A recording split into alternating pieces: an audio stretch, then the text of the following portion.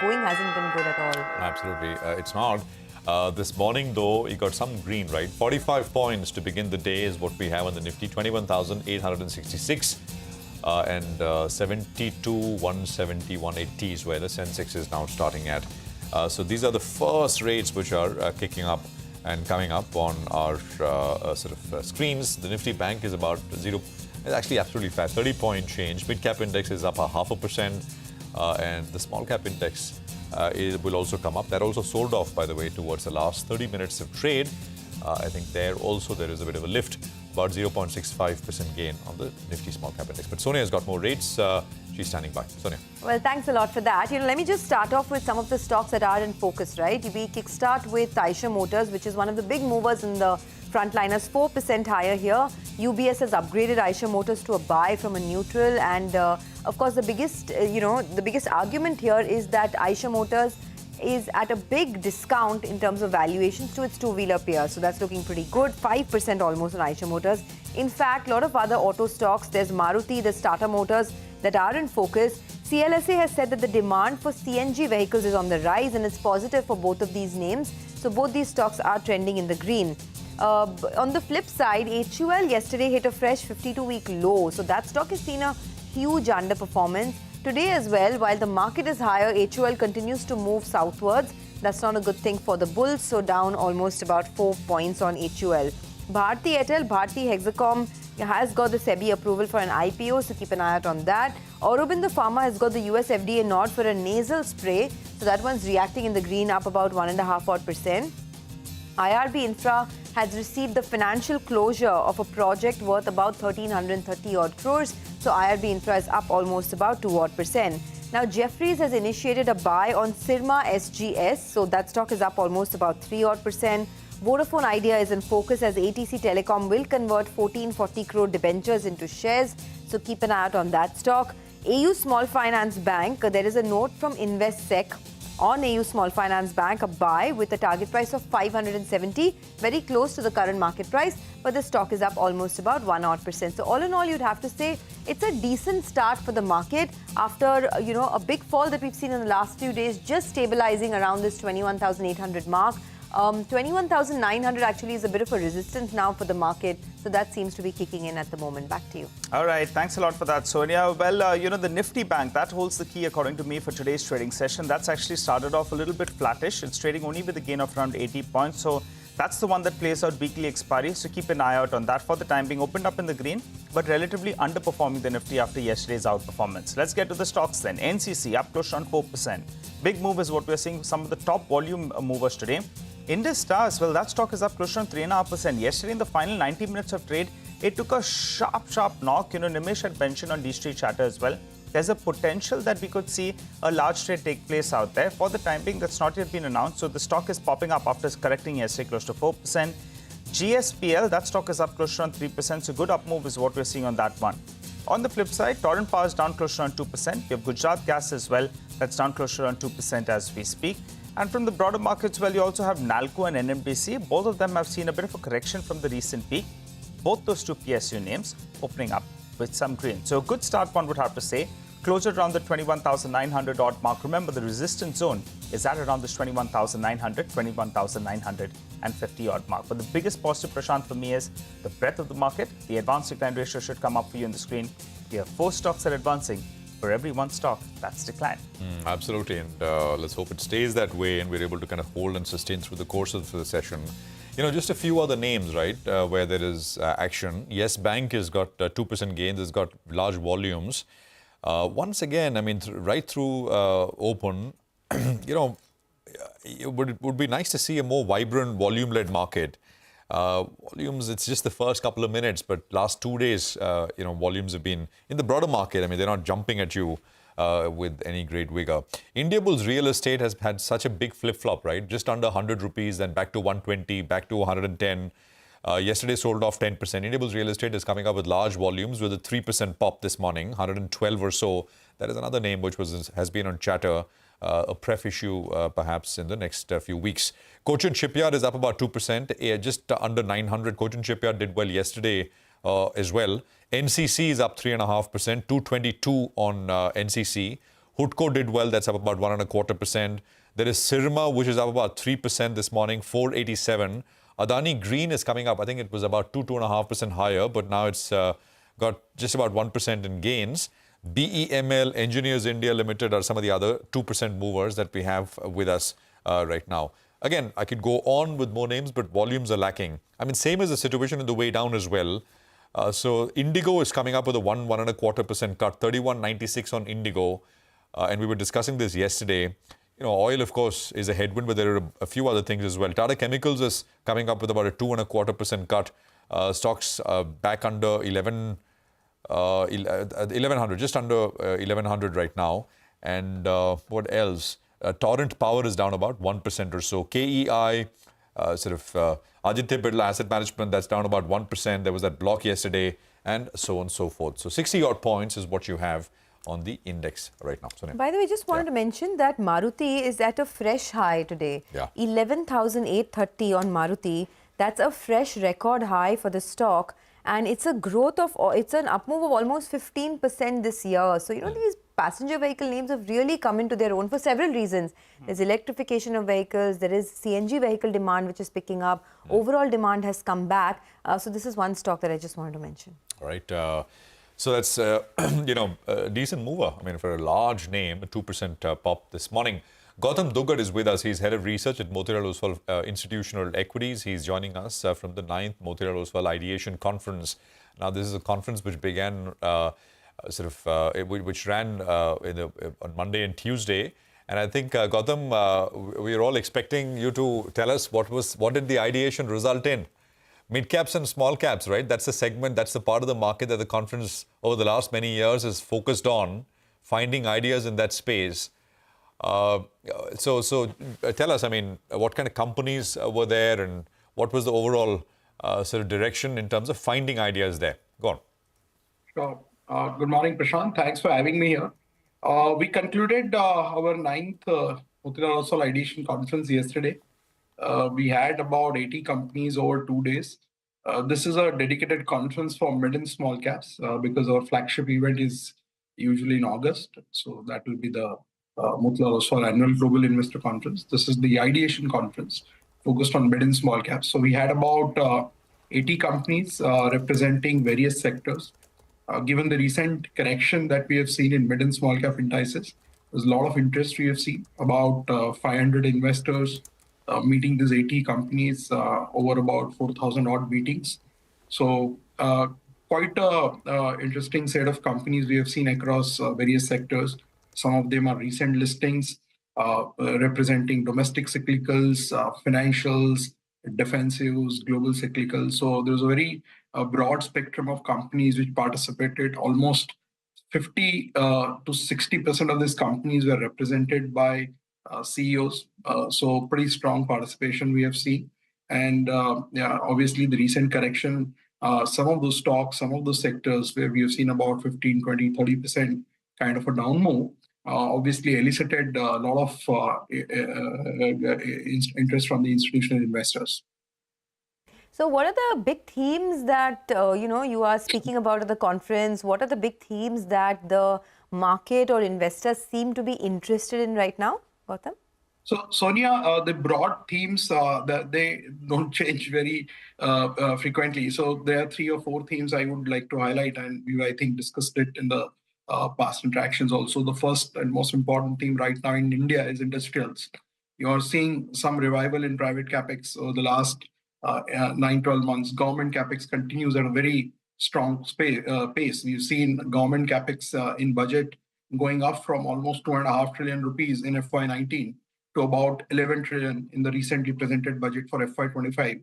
So that is a very big mega theme right now, which is underway, which encompasses many sub-themes like infrastructure, capital goods, roads and metro construction. You have seen the Prime Minister being on an inauguration spree, where he's inaugurated airports, expressways and things like that. So industrials, to my mind, which is a subcategory of domestic cyclicals, is one very important theme that we have seen. Of course, the government's also prioritizing manufacturing through various PLI schemes and capex, and also allocation towards the defense sector that we have seen.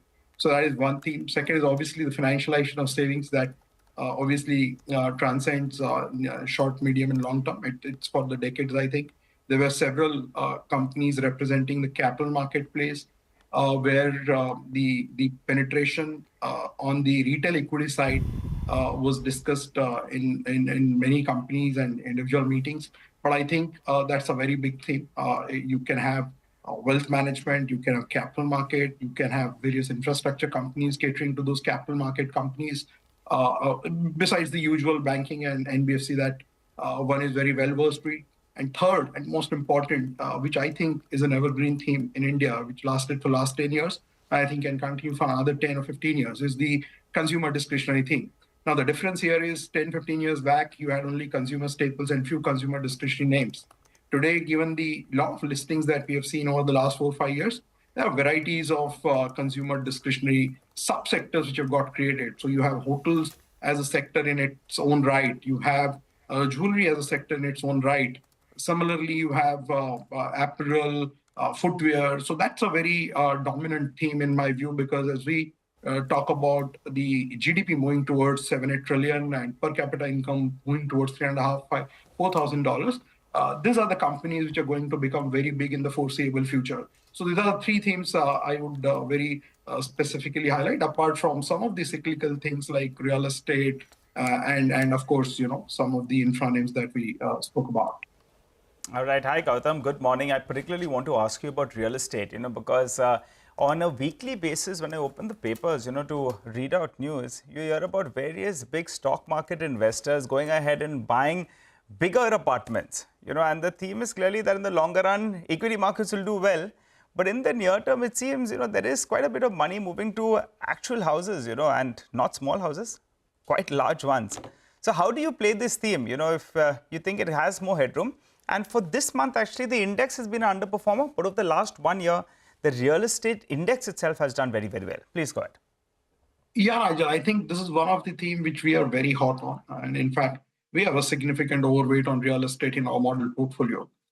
See, what has happened is for more than a decade, this sector has remained stagnant. After 2008-9 boom, you've seen the sector pretty much doing nothing over the next 11-12 years. It's only in 2020-21 that things have started looking up. And then in the last 2-3 years, the data that you have seen, for the companies which are in the listed domain, and of course for the companies that we cover, we have constantly seen upgrades coming in for pre-sales and all. Now, if you look at the real estate cycle, typically cycles don't get over in 2-3 years. So our view is that there is far more durability to this cycle than what we have seen in the past. One key difference that we are seeing in specific micro markets is that developers are far more calibrated today in taking prices up in the big cities compared to the earlier cycles where we have seen developers became greedy too early into the cycle. So our view is that the durability of this real estate, and for that matter, even hotels, the cycle is much higher this time, much longer, going to last much longer in our view. And that's why we have about 3 to 4 real estate stocks in our model portfolio. So we think that within the broad domestic cyclical segment, this is one of the very prominent sector, and we think that the amount of wealth creation that one can see through in this space in the foreseeable future, we can still compound quite well, despite the fact that the last 2 years has already been very good for the real estate index particularly. In our model portfolio, if you see, we have stocks like Godrej Properties, Shobha, Sensex, some of those names, which are like cumulatively, they add up to about 4% weight in our model portfolio versus almost zero allocation in the benchmark. Gautam, just to stick to that point about real estate, because it's sort of, all around us, right? And there are transactions happen and you talk to people, etc. In Bombay, for example, where a large player like Lodha has got lots of concentration, do you think there are already... I was reading an article over the weekend which said that maybe the market's going to get oversupplied very, very fast. And that process has already kind of started. Now, of course, branded players will do well. And over the last couple of years, we've had a situation where volumes, in terms of unit volumes have gone up and pricing has also moved up year after year. But are we, is that something to watch out for? And what will happen if pricing stalls at these levels because of the oversupply? What happens to stocks in that kind of a scenario? So, Prashant, in a sector which has a very high ticket size and which is deeply cyclical, one has to be always cognizant of some of these underlying operational parameters, whether it's demand, supply, or pricing. That's why I mentioned in the beginning that one of the differences that we are observing in this cycle of real estate versus earlier is that the pace of realization increase is far more somber and calibrated in the cycle than what we have seen in the past.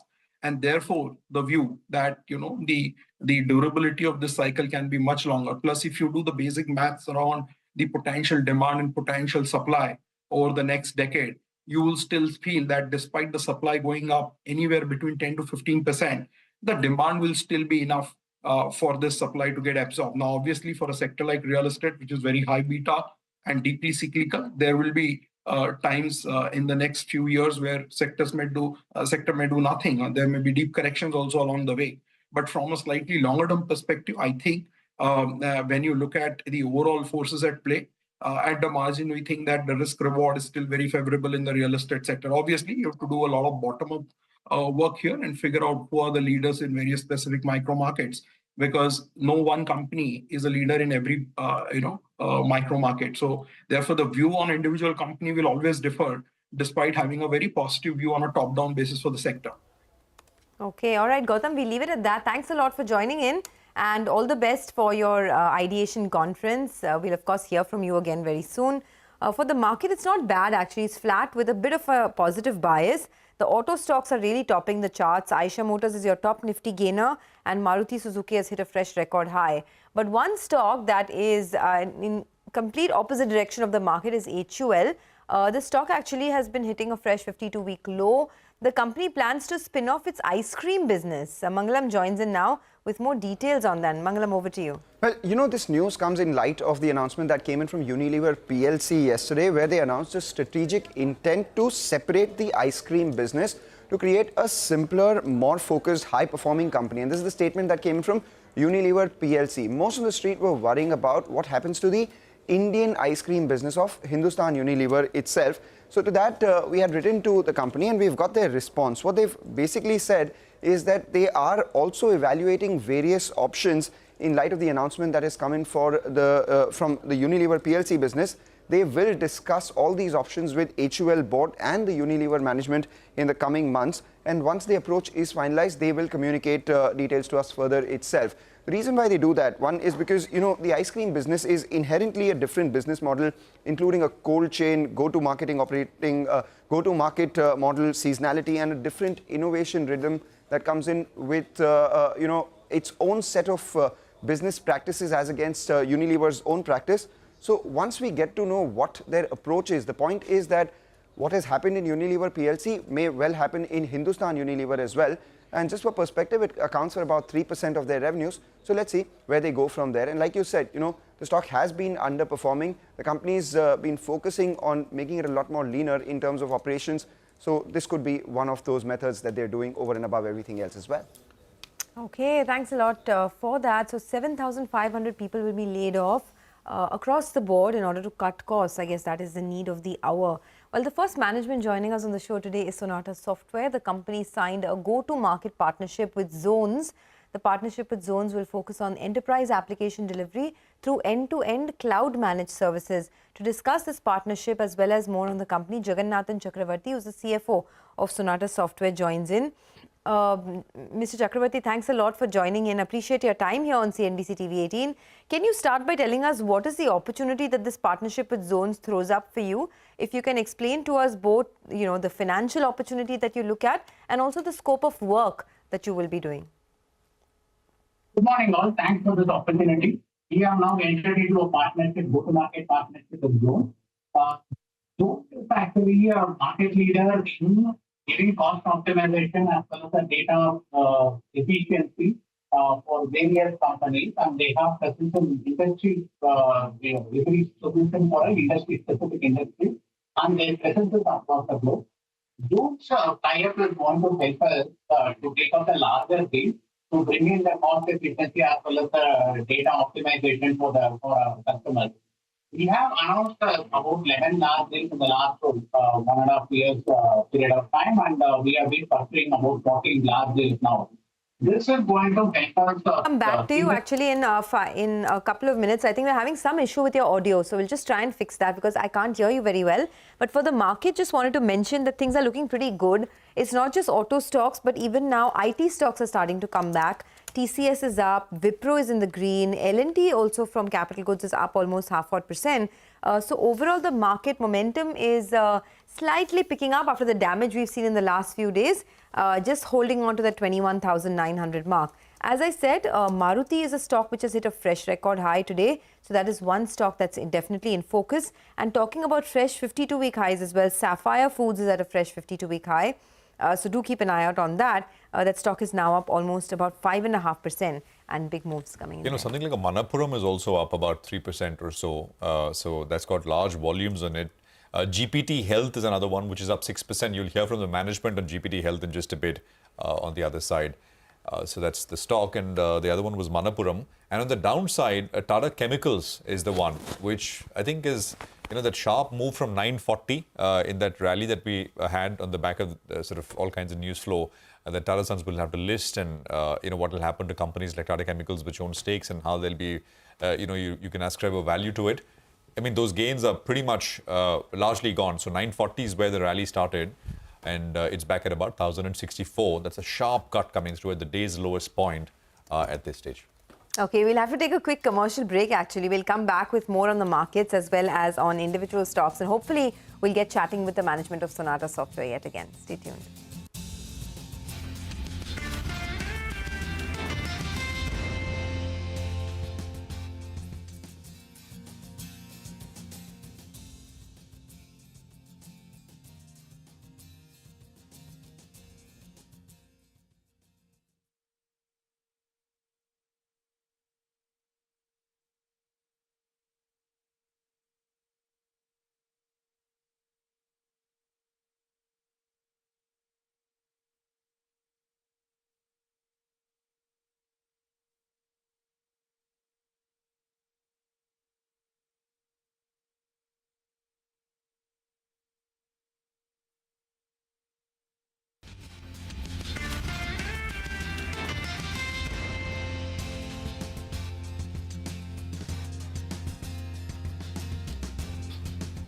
Welcome back. I think we have that line connected with Jagannathan Chakravarti, who is the CFO of Sonata Software. Mr. Chakravarti, good morning. You were telling us about the opportunity that this partnership brings to you, both in terms of a monetary opportunity as well as the scope of work. Please go ahead because, you know, we couldn't understand what you were saying earlier. So please go ahead. Yeah. Thanks for the time. Good morning to all. We have now tied up a go-to-market tie-up with Zone. Zones is a market leader industry. They have industry-specific solutions, particularly to bring the cost efficiency and data optimization for various customers in various industries. They have service platforms for those things. In a large deal for us, this involves a wide spectrum of activity for us, including the data optimization solutions and cost savings for the customer. We have been pursuing about 40 large deals with the Zone tie-up. Is going to help us to sweeten the offerings to the customers, and it will be easy for us. The win ratio will go up for us in the coming days because Zones have presence across the globe, and this is going to help us to win the large deals in various geos also.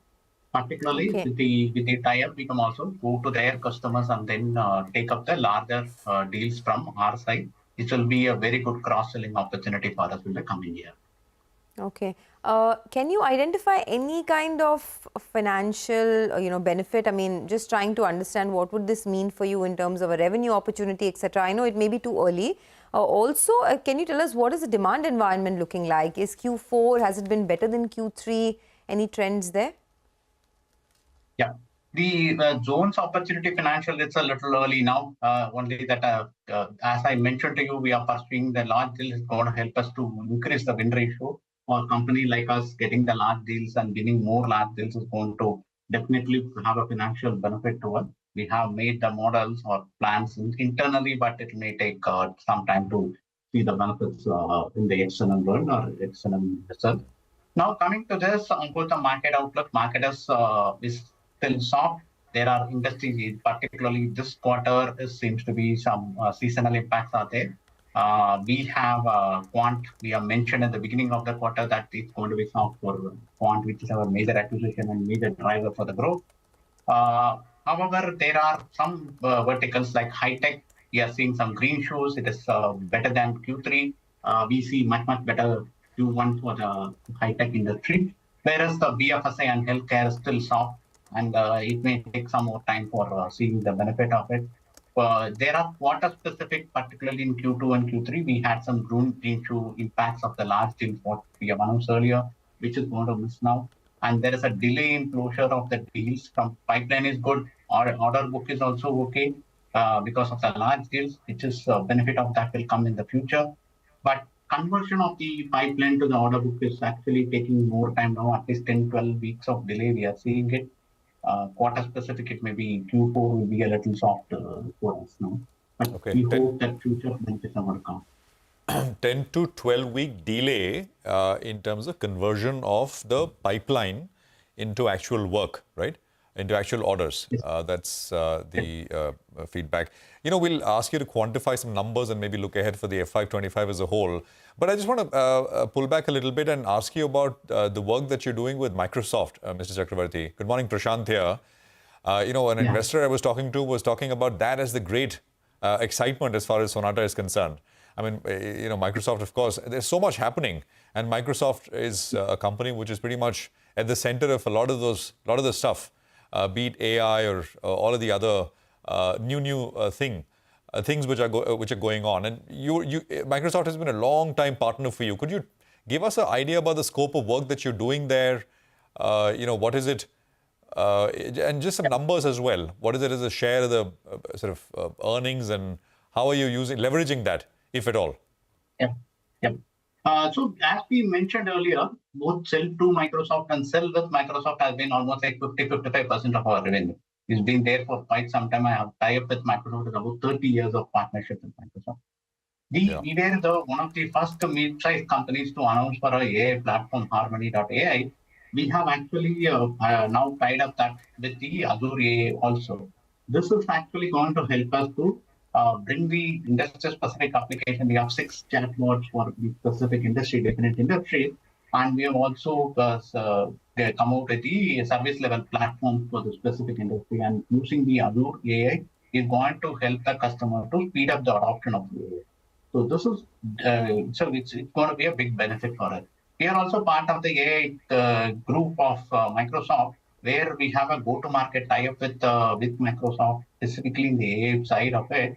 We are developing the various go-to-market application solutions for that along with them, so that we can take it to the specific industries and gain the momentum. In every proposal, what we make now, AI is part of that. Without AI, no proposal goes out to any customer at present. And we have actually developed a few of the solutions for some of the functions like financial operations, HR, marketing, and all these things. We have already developed AI solution, which we have applied to a Europe-based telecom company and got about 60-70% benefit already. They have seen the benefit already. We have also developed the chatbot for HR and for marketing solution. And these are going to help even functions to adopt the AI much in a faster way. Our AI platform is helping the customer to choose whatever is the LLM they want to do it. We have tied up in a way that it is Microsoft is specific good, but also AWS and other AI solutions, whatever LLMs are available in the market, the customer can choose that. So anything coming in now, the AI has started being part and parcels of all the solutions to the customer. But to get the momentum of revenue, we expect another 5-6 quarters it may take.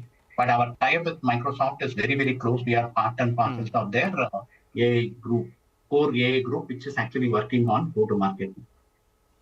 All right. Hi, good morning, Mr. Chakravarti. You know, what is your current AI pipeline? I think it was around $50 million, if I remember correctly, in the last quarter. So if you could give us an updated number. And also, you have articulated that 20% from AI in 3 years. Now, not many corporates have been able to put a number to this AI opportunity. How do you arrive at this number? Yeah, we have. Of course, internally, we will not go to market and announce it very confidently. But it will take, the momentum is going to take a little time. To be very frank with you, this has actually seen a lot of momentum now coming in. but making it to a larger AI deal and larger solution will take a little bit more time. But we expect in 3 years' time we should be able to reach there. Is our part. And the 50 million what we mentioned was about Microsoft Fabric. Microsoft Fabric is a data platform of Microsoft, and we were one of the launch partners for them, which actually imbibes the AI solution also, and then Azure, the Connect Azure AI also application is there.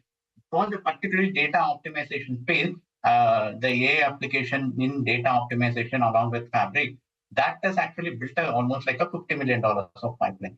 The solution, the opportunities are plenty. Every customer wants to know about our AI offering, and every customer is looking up for definite application of the AI in their business. We are seeing quite a strong momentum in the market. To gain a larger deal and then revenue momentum, it may take a little bit more time. No, got it. You mentioned that 55% number. When you said you buy from and sell to as well from Microsoft, that 50, it's the revenue contribution from Microsoft? Yeah, Microsoft as a customer as well as Microsoft as a partner, because we have both with them. So that total is about 50 to 55% of that comes from there. Okay, got that. And as you said, you're a part of the core AI group for Microsoft and developing go-to-market solutions in that space. Yes. Are there many players in India a part of that group, or are you one of the few? We are very very closely working, and we have been the pioneers in this space with Microsoft. Our partners differentiate us from other players. Definitely, there is a differentiation. Okay, Mr. Chakravarti, we'll leave it there. So thank you very much for your time. Appreciate you joining in and running us through that conversation and that perspective. So some delay in terms of pipeline conversion to orders, but remain very bullish and essentially calling that Microsoft partnership critical and crucial, especially at a time like this where you're looking at AI as the next big thing. Now, the next management we are speaking with is GPT Healthcare. The stock has been buzzing in trade. I was just mentioning that the stock actually today, this morning, is up about 6.5%. Let's talk about the business, occupancy, average revenue per bed, and other matrices. We are now joined by Mr. Atul Tantia, Group Chief Financial Officer at GPT Healthcare. Atul, good morning. Great to have you with us here. Thanks very much for your time. Prashant this side. Could you talk to us a little bit about how this particular quarter is panning out like? I think growth did slow down a little bit in the last quarter. We saw, I think, a bit of a decline on a quarter-on-quarter basis. What's the fourth quarter panning out like? So the third quarter is typically a seasonally weak quarter due to the festival season. And this in 2024, the Navratri or Durga Puja in Calcutta, the West Bengal side, was in October rather than September, which was in last year in FY23. So on a comparable basis, it is not a good comparison. Despite that, we have grown about 4.5% in Q3. Q4, we expect to grow north of 10. Expect to grow about 10 to 15%. For the full year, we expect to exceed revenue by almost 400 crores. So, if you exceed revenue by 400 crores for the full year, what would that mean in terms of growth for FY25? If you extrapolated, what kind of growth are you looking at for FY25? So FY25, we expect revenue growth to be in the range of about 15 to 18%. Okay, so 15 to 18% growth is what you're looking at in FY25. Your Salt Lake Hospital and the Dum Dum Hospital have seen a fall in occupancies. I just want to understand, what was the reason for that? Of course, you mentioned some of them, but going forward as well, do you continue to see this kind of pressure? So Salt Lake, honestly, we have commissioned a surgical robot. That surgical robot has led to good usage. We've done more than 300 surgeries from that surgical robot. If you see our ALOS or average length of stay has also fallen in Salt Lake to around 3 days compared to 4 days earlier. This leads to a lot of beds getting freed up, and we are looking at adding more specialties in the Salt Lake Hospital. We've added some gastroenterology beds as well recently in order to fill those beds up. With regard to Dum Dum, the occupancy has been around the 80% mark. The full year last year was about 82%. Even the 9 months has been around 78%. So anyways, occupancy north of 75% is a good number for any mature hospital, and we expect Dum Dum to maintain north of 75-77%. All right. Hi, Atul. Good morning and good to see you in. Nigel on this side. Your RPOP, I think, is in that early 30,000 odd mark, 33,000 if I'm not mistaken. How do you see this number pan out? Point number one. Point number two is, there is talk of some standardization of rates. How do you see this? What is your view on this? And do you think there could be some kind of middle ground that you all can come to? Sure. So with respect to our RPOB, it is around the 32,500 mark. It is a conscious call of the management to address this strata of the society, which is an aspiring population, has high disposable income, basically the middle to high income part of the society. We consciously keep our RPOB around that mark, and we expect it to grow by almost 5 to 6% going forward due to inflation as well as change in specialty mix, etc. With respect to the standardization of rates, I think that we, as an industry, the industry body is taking a call as to what it should be. The industry is in talks with the Union Health Department as well as the various state departments to ensure that the returns on the investments are also met. We expect the government to take a conscious call due to the high investment that the industry does in this sector. Okay, all right. And what about, if I had to you had to give us a margin number, you're talking about growing by 15 to 18% on a base of around 400 crores approximately. So you'll be in excess of around 500 crores in the coming year. But what does it mean in terms of margins? Sure. So A doesn't mean that we'll be in excess of 500, we'll be shy of 500. In terms of at EBITDA level, we are around the 22.7% mark for the 9 months. We expect EBITDA to be around the 23.5% going forward as well. Having said that, in FY25, we expect to commission our Raipur hospital. So the first couple of quarters for the Raipur hospital will be a negative quarter because of the initial losses. So that might lead to a slight dip in the EBITDA margin, but our other mature hospitals will kind of make that up. So you have plans to open 150 to 200 bedded hospitals in some of the underserved markets. And as you said, your Raipur hospital will also be commissioned in Q4 of FY25. What does this mean in terms of your capex? How much are you going to be investing for these to increase the bed capacity? How would that be funded? Would that put some pressure on your balance sheet? So post the IPO, we have a gross debt of almost 8 crores. We have used the IPO proceeds to repay the debt. So we are hardly in debt on the balance sheet. We have almost 45 crores sitting on the balance sheet as cash and investments to fund our growth. We have a very strong cash flow to EBITDA conversion being north of 80% due to our payer mix. And this leads to us being very comfortable in terms of our growth opportunities. The Raipur hospital is on an asset-light model, so we'll be funding it mostly through internal accruals, and we'll spend around 55 crores to fund that hospital. Okay, all right. Good speaking to you, Atul. Thanks so much for stopping by and filling us in with all of those details. Wishing you all the best in the coming year. Things look up, going by your guidance, whether it's with regard to the average revenue per bed, the revenue growth, the margins as well. All of those factors looking up. For the time being, the street likes the numbers, and it seems they like what you said as well. The stock is up close around 6.5%. Well, no worries in terms of the headline markets. We're holding at around 21,850, but the breadth of the market actually has narrowed down. So when we started off trade, as we mentioned, the biggest positive was that we had many more stocks that were advancing in comparison to declining, but those two lines have come closer to each other. And as we speak, it's pretty much even Stevens. I think it's a good time, Sonia, to revise a couple of stocks. Eicher Motors, that's the one you alerted us about, and that's flying away as we speak. Oh, absolutely. It is the biggest Nifty gainer right now. So the stock is up almost about 6% okay, 4% now.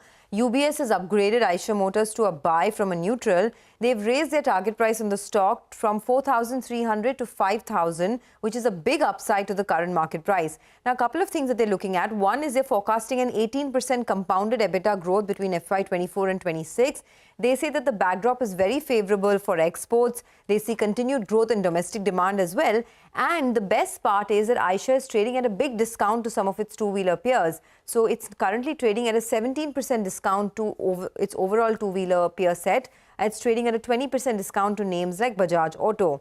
Now, also they talk about, this report talks about how recently there have been launches by competitors like Harley-Davidson, like Triumph, but that did not scale up meaningfully. So that threat is kind of out of the way for Eicher Motors. And this is also the start of a multi-year upgrade cycle amongst customers. So lots of positives for this stock, and hence that upgrade coming through. Stock is up about 4% right now. Absolutely. So that's an interesting one. And from the day's high, it's come off a little bit, but still a big gainer, strong gainer. Just a few other names, right, which are moving. Out of the blue, I mean, a name like Jaiprakash Associates is up about 17, 18, at about 17, 18, 4% in the green. It's got volumes, and that's the only reason to be mentioned here. Metro Brands was not there in the morning. 4.5% on Metro Brands, 1,078, 1,080 on that one. This morning, there is just sort of spotting stocks here. Mahindra Life, which is up about 2.5%. So that's another one which is looking good. Paytm, I mean, I think it's come up nicely from the recent low, which was about 334. It's moved up $100 in I think about 4 sessions flat, 4 or 5 sessions flat. Paytm, that is. Of course, I mean, the low that we had in the middle of February was about 330. From 330, it went to about, the high was about 450 or so. From 450, came back to about 330, and I mean, another 100 rupee bounce here on Paytm once again. So lots of activity. Nifty is giving back some gains now, by the way. We've got about 30 points. So off from the day's high, 21,850 is where it stands at right now. Let's talk about another name which has done well, sort of avoided the recent turmoil largely. Shakti Pumps is the name that I'm talking about. Vamakshi is here with more details on this one. Vamakshi. Well, absolutely, Prashant. When we look at Shakti Pumps, the stock is declining in the trading session today, and that is because the company has announced that they have launched a QIP. They're looking to raise somewhere around 200 odd crores, and the floor price for this QIP has been set at 1,272 rupees per share. Now, when we compare this floor price to the closing price yesterday, it is actually coming in at a discount of almost 7% and therefore there could be some pressure on the stock. But apart from that, more important to know that a board meeting is scheduled to happen on March 22nd to determine the issue price for this QIP. So on the back of that, keep an eye out on Shakti Pumps. Okay, thanks a lot for that. Well, Mitesh Thakkar is back with us to talk about some stocks. By the way, the mid-cap index is starting to fall, so don't lose sight of that. Almost 200 points gone on the mid-cap index itself. And, many names, tire stocks continue to see pressure. Yesterday was a weak day for tire companies. Steel stocks, Tata Steel is down 2%. Power stocks, Tata Power is down about 1.5%. Mitesh Thakkar is back with us. Mitesh, not looking too good actually for the broader markets now. This suddenly it's taken a turn for the worse. What would you do at this juncture, and especially in the mid and small cap space? Anything that stands out for you? So I think we are seeing some selling pressure after that morning bounce back seems to have played out. So as I said, I think we will maintain a negative bias till we see 21,950 being crossed. And on the stock side, Maruti, I think, has been clearly going the other way than the markets and has given a fresh breakout. So that's a buy with a stop at about 11,650 for targets of around 12,400. And DV's Lab is a recommendation on the sell side. Keep a stop about 34.50 here. Look for targets of 33.35. No, got that. By the way, Mitesh, all the up and down on Paytm, it's a very news-related name, but anything on the charts? See, Paytm, after a big decline, has been, trying to give a reversal from oversold levels. So I think that's the kind of move. Typically after you've had a big decline, you get some kind of a bounce back. The target which I'm looking at for Paytm is around 440, 450. If we get a closing above that, we'll look at a reversal. But I think this bounce back should see a lot of supply around this 440, 450 mark. You had Tata Chemicals on your radar, Mitesh? I do.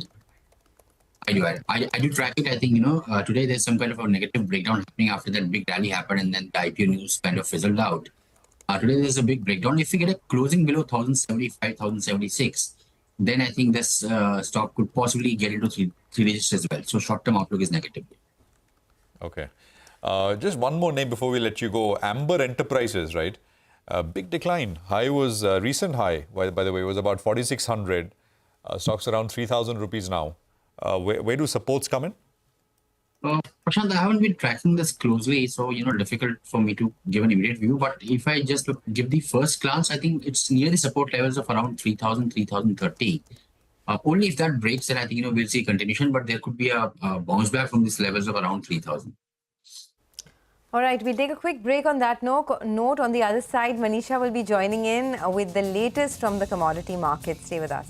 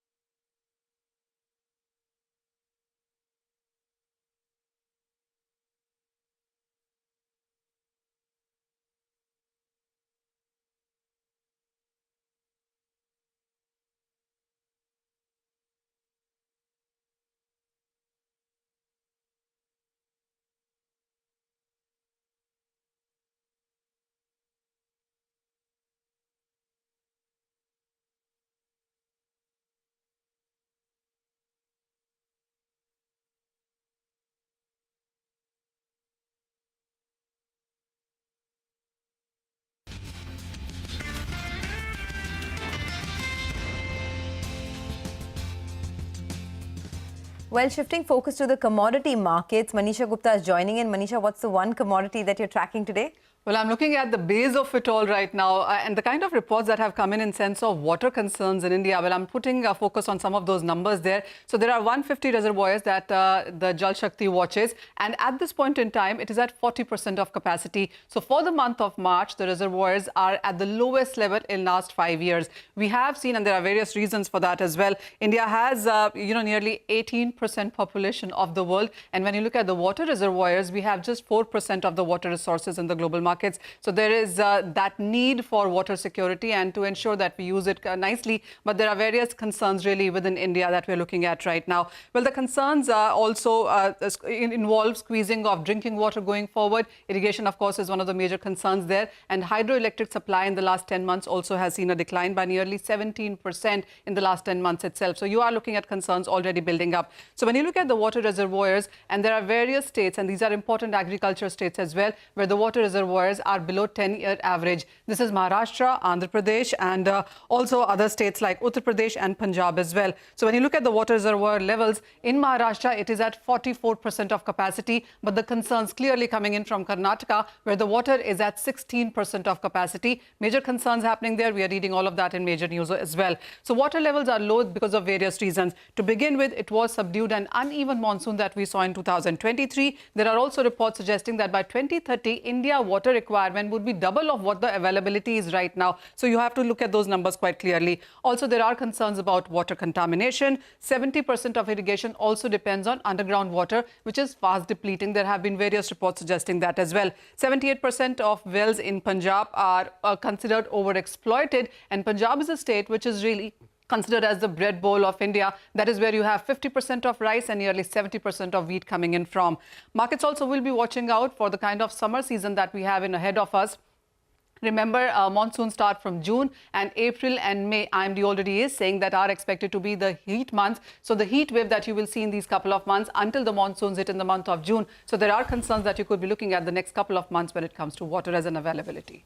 Okay, all right. Thanks a lot, Manisha, for joining us and giving us that important update on that front. Well, let's move on. Let's get chatting with the management of Ganesha Ecosphere. Remember, they went ahead and they raised some money via QIP route as well as preference issue. What do they want to use these funds for? Well, we have with us Mr. Yash Sharma, the director of the company, who joins us on the phone line. Hi, Mr. Sharma. Good morning and good to have you on the show. Well, could you give us some clarity about these funds that you've raised? 350 crores of QIP and 150 crores of preference. Could you tell us what will it be utilized for? And more interestingly, the RPET capacity that had moved from, I think, 14,000 to around 28,000. Where is that capacity headed by the end of this year? Yeah, hi, thanks. Good morning, and first of all, thanks for having me here. So yes, we've successfully completed a QIP issue and a preferential issue totaling to around 500 crore INR rupees. And majorly, we've done this, capital raising to fund our future expansion plans and to also to have a war chest ready to be for us to be able to capture, these very exciting and very good opportunities coming up in the recycling space. So we are looking at increasing our recycling capacities and further entering into the bottle-to-bottle recycling capacities in the north of India. So currently the management and the board is already working on finalizing the expansion plans, and as soon as we will be ready to roll out with, we would definitely do an announcement as well.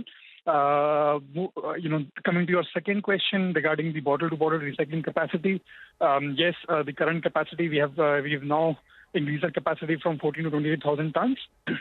And there's another expansion that is currently going on as we are speaking of adding one more capacity of 14,000 tons in the next couple of months, which will increase our total capacity to around 42,000 tons by the end of this year. Got it. So 42,000 tons of RPET capacity, which enjoys higher margins. We got that. Your debt, the last reported number, I think, was around 600 crores. Now you're talking about expanding capacity, but there's also some debt in your books. So what will the peak net debt levels in the books look like? So we expect to remain the peak net debt levels around the similar levels, at least for the next expansion round. So the next expansion is majorly going to come from these the fundraise that we have done and the internal accruals. So more or less, the net debt is going to remain at similar levels. Okay, so net debt will remain at similar levels. Got it. So can you tell us a little more about what the expectation is for FY25, both in terms of growth? I know you've said that it could be in this range of 1,600 to 2,000 crores in FY25 and margins of around 16 to 18% by FY25. Is that something that you would hold on to, and or perhaps you can build on to that as well? Yeah, that's right. We are still in line with our expected, targets that we had given out. So we are still in line with that, and we maintain these exact same levels that you just mentioned. I think we are on line to achieve these targets. The reason I'm asking you is because, both the sector has been facing a very difficult situation, the textile space that is, and you also have the exports which have particularly been under pressure, right? I mean, exports in the first half of FY24 have gone down over 30%. Any recovery that you're seeing in the export market at all, and how is the demand environment otherwise? Yes, so there has been a little recovery in the export market itself, and particularly for us, also you are right that the general macro textile industry is still under pressure and it has started recovering now. For us, it's we are performing better than the industry just because of the fact that we deal with recycled polyester yarns and fibers, which currently being the strategy of many brands who want to now start utilizing sustainability as their strategic element. So because of that, we are still faring much better than the average industry's performance. And for us, we are also, what we've also done is expanded into a lot of value-added products, a lot of specialty products, specialized products, which are not available, or there's a scarcity in the market when it comes to them coming from recycled sources. So that is what has also allowed us to expand our margins and also maintain a healthy demand on our customer side. Yes, no, I'm asking you about, I understand your comparison with your peers, but I'm trying to understand from a standalone perspective, the kind of fall that you've seen in the first half, is that something that will continue in exports in the second half? Any numbers that you can share with us on what the export growth, if at all, could look like in FY25? We don't expect any material change in the export numbers. So to be honest, for us, we have balanced our decline in the exports with the domestic demand. And we think that currently the domestic industry is going to perform slightly better than the export industry for the next 1.5 year. And we think that the exports, they have slightly improved from the first half of 25, but they're going to remain at similar levels for the next coming up year as well. All right, Yash, you're giving us a very wide range on revenues of 1,600 to around 2,000 crores for FY25. For FY26, I'm just looking at a note coming in from Antique, and they are talking about 1,900 to 2,000 crores for FY26 with margins of around 16.5%. Are those numbers gettable? For FY26, I'm talking to you, because FY25, you're giving us a very wide range. Correct, Nigel. So basically, the FY26 number is also what is very, very, very achievable. So basically, our major expansions will be online this year. And it's all a matter of, how fast we are able to achieve the utilization levels, and hence the wider target, wider range that we've given you for FY25, basis on what level of utilizations and how fast we are able to reach. Once, we are at our peak or expected utilization levels, we'll be doing close to 1,900 to 2,000 crores of revenue, which will be almost flat for FY26, considering that, no new expansion plans, the new expansion plans would be coming from FY27 onwards. Okay, so 1,900 to 2,000 crores and margins, because your B2F chips and your B2B chips as well will have better margins. So we should work with margins of around 16.5%? That's right. Yes, sir. So they are a little better margins, and also as a strategy, we are also working to increase our margins on the recycled polyester fiber side as well.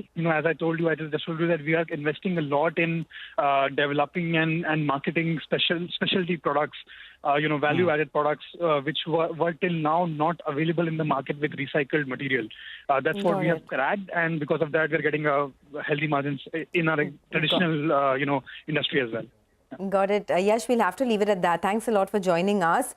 By the way, the market is taking a turn for the worse, so don't lose sight of that. All four indices, Sensex, Nifty, Midcap, Bank Nifty, are once again in the red. The Nifty is down almost 50 points right now, all in a matter of, 5-10 minutes. Just look at that slide that we've seen in the last 5-10 minutes itself. But the worst of the lot is the Midcap index. So this was really the problem pocket for the market in the last few days, and caution has definitely set in. This is the first real signs of a correction in what has been a rollicking bull market in the last 1.5 years. But let's get straight to some of the brokerage views. Sudarshan is here with more details on that. Sudarshan, over to you.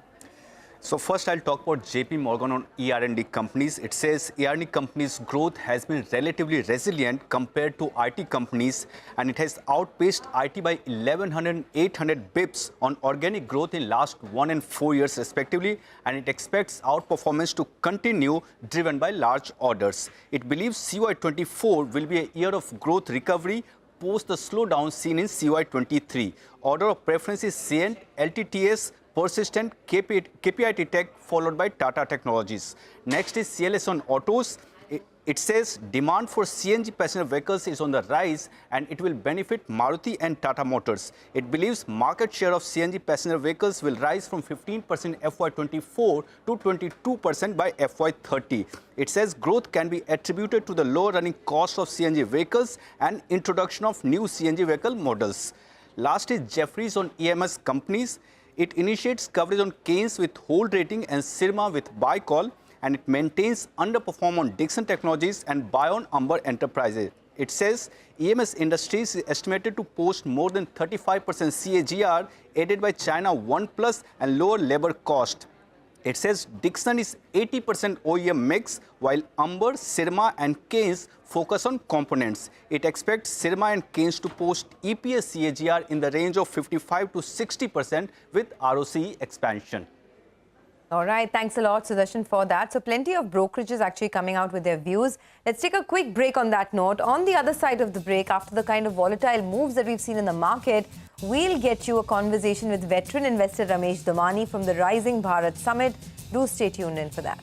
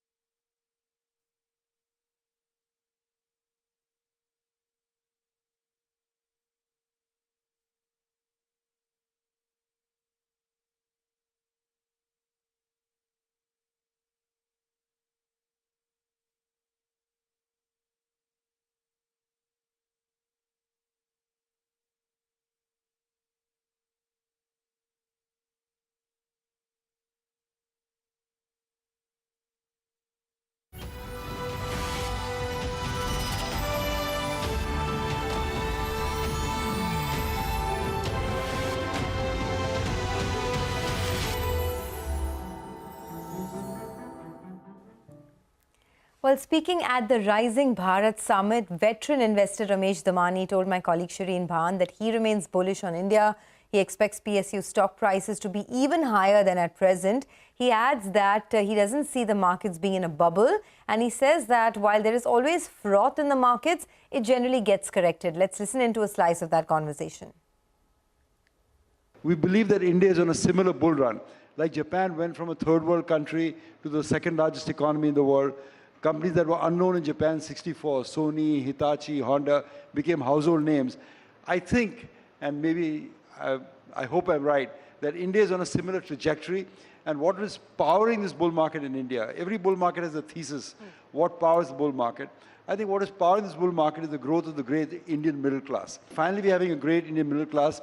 People have a bit of extra money to save, extra money to invest. So you're seeing that coming through in the demat accounts, seeing through in the domestic money inflows. So I think this is a long-term story. I don't think, as my friend Rakesh would say, always be bullish on this country. And the volatility that we're seeing right now is more like a winter squall. It'll pass by, but people who stand still will end up making a lot of money. You know, given where valuations are, given the structural reform story, given economic stability, policy stability, so on and so forth, is that a bet that you continue to make? Every bull market has leadership. So the 2000 bull market, for example, was led by the technology stocks in India, which saw the huge technology revolution take place in India. I think what this bull market is partially being led by the PSU stocks, and they're saying that the level of corporate governance has improved in these stocks, that we no longer have the leakage, we no longer have the phone banking that India was so famous for in the prior bull market. So this sector, this PSU sector, will continue to lead this bull market higher. Now people sometimes say there's a bubble going on or there's a froth going on, and they will correct, as all good bull markets have corrections in a period of time. But I think the eventuality these prices will be significantly higher than they're even today. And the reason for it is twofold. One, of course, the PSUs are the leading edge of the capex spend. The government is using infrastructure spend, defense spend, railway spend as a leading edge for capex. And plus the corporate governance is improved. And you're swinging the pendulum from ridiculously cheap to now probably overvalued at some point in time. But right now, they're good buys, even across the PSU sector. You know, you talked about bubbles, Ramesh, and you know, there is a debate at this point in time whether in some parts of the market, some pockets of the market, we are now entering bubble territory. What's your take, especially as far as the small and mid-cap space is concerned?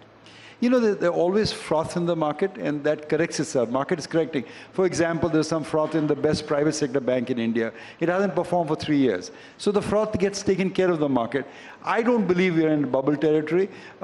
People from Jamie Dimon to Jim Rogers have been calling for a bubble in American markets for the last 5 years, and the market keeps surprising them. NVIDIA becomes such a powerful company. I don't believe that's published. There is froth. Market is taking care of that. And, you know, it's... what the wise words were said to us when we first entered the market, caveat emptor, buyer beware.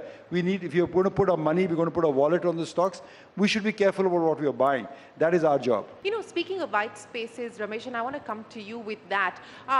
Outside of what we've already spoken of, which are the white spaces that excite you, where you believe we will start to see private capital moving in? And in terms now, we're you know, on the cusp of the general elections, in terms of the big ticket items on the unfinished reform agenda, what would you like the next government to prioritize? Well, I think the Prime Minister said that better than I could ever say that in the conclave a few days ago when he said infrastructure, railway, defense, exports.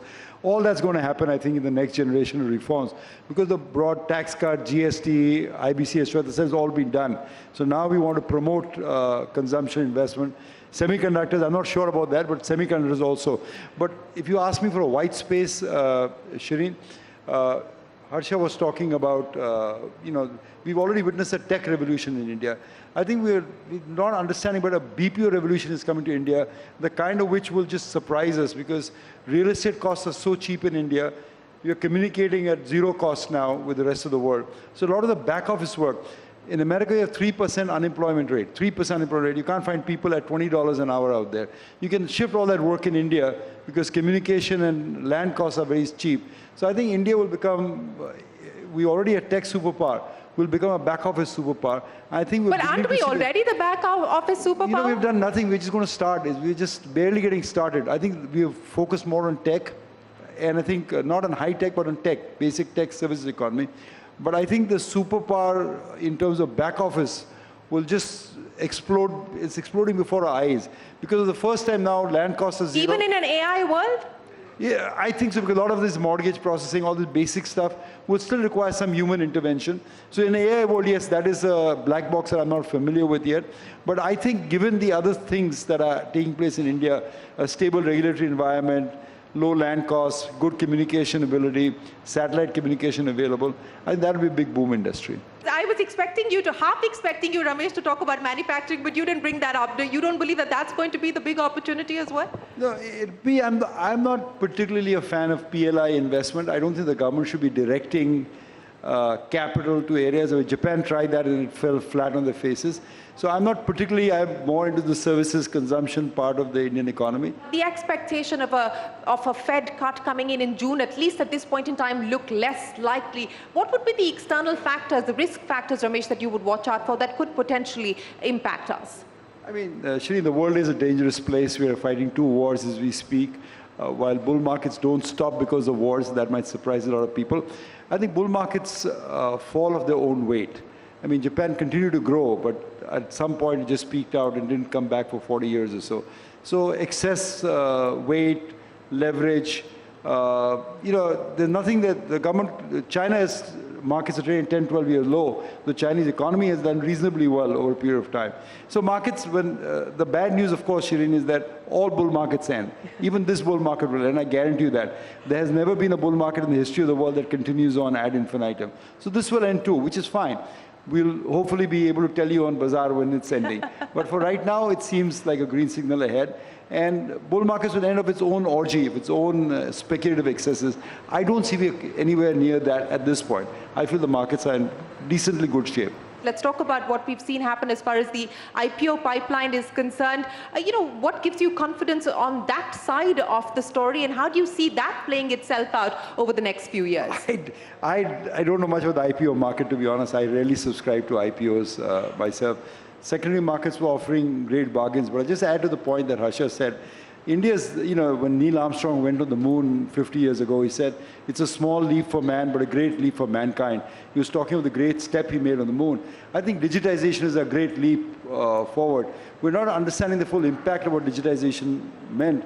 While I was coming in the plane, Shireen, I read this quote which said that in the near future, every product will be manufactured digitally and then physically. So that's a huge change that's taking place, whether in our BPO businesses, whether it's in our manufacturing businesses, whether it's in our country, in terms of delivering services to the corporate citizen. And India is amazingly, even as I speak to you, a leader in digital services, UPI, Aadhaar, Paytm, whatever.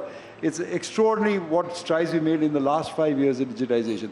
So I think there's one theme you want to latch on to this thing, it's digitization. On the unfinished agenda, will it matter, for instance, if the next government were to do bank privatization or not? Asset monetization, big pipeline had been laid out. We didn't deliver on that front. I mean, I'm asking from a market's perspective, what will the market factor in terms of expectations or asks from the next government? I mean, there is some expectation that the government will privatize a lot of its assets. The government has publicly said that. They will do that. But I think more important, we want good corporate governance. We want less corruption, less leakages, which I think this government has already delivered.